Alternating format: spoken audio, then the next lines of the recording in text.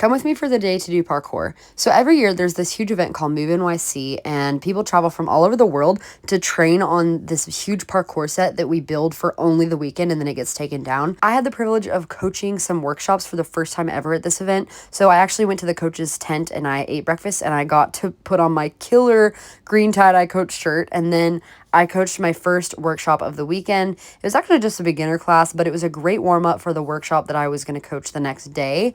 Then my friends and I took a break at this cute little cat cafe that we found nearby. It's actually an adoption agency and a coffee shop and a little store all in one. On the way back to the setup, we saw that some of our Boston friends had arrived, and they had brought some of their own additions to the set for the weekend.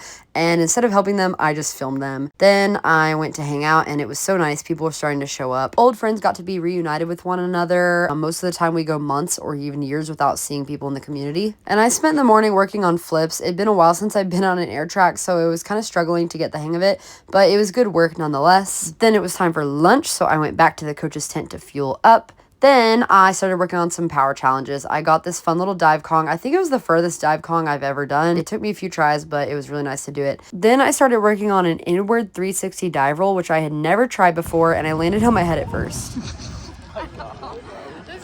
Definitely got some whiplash from that, but it came more naturally than I expected it to. Then we ended up at my friend Henry's house after the jam, and Ryan said he would shave his head for $100, so we shaved his head. And I'd never shaved anyone's hair before. That was kind of a crazy experience, and that's all of his hair on the floor. Then I got to enjoy the company of my weirdo friends for the rest of the night. And that's all. Thanks for watching.